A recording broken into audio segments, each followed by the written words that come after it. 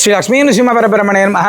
పరాభావనామ సంవత్సరం, కొత్త సంవత్సరం. మనందరి తెలుగు సంవత్సరాలలో చాలా విశేషంగా అందరూ కూడా ఆ పేరు వినగానే అంటే పరాభవ అనగానే చాలామందికి ఇదేదో ఇబ్బందికరమైనటువంటి సంవత్సరంగా చాలామంది అనుకుంటుంటాం.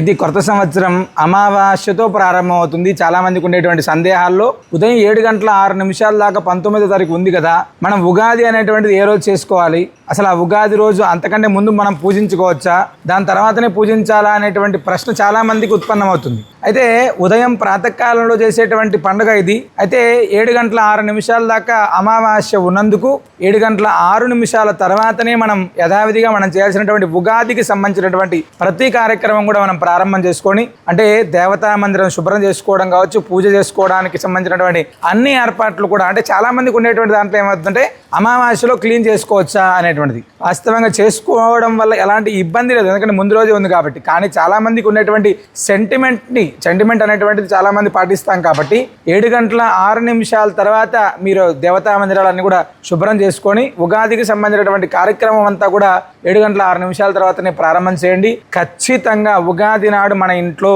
అంటే మనం ఎలాగైతే ఉగాది పచ్చడి చేస్తామో, పంచాంగ శ్రవణం చేస్తామో, మన ఇంటి పైన ఖచ్చితమైనటువంటిది కాషాయ ధ్వజం అనేటువంటిది ఆనాడు ఎగరవేయండి. అత్యంత విశేషమైనటువంటి దాన్ని విజయధ్వజం అంటారు. ఆ కాషాయ ధ్వజం అనేటువంటి ప్రతి హిందూ కుటుంబంలో ఖచ్చితంగా ఉండాలి. ఆనాడు ఉగాది నాడు మనం ఎగరవేయాలి.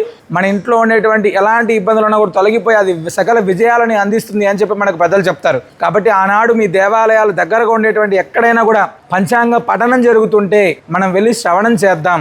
ఖచ్చితమైనటువంటి పుణ్యఫలం అనేటువంటిది మనకు దక్కుతుంది.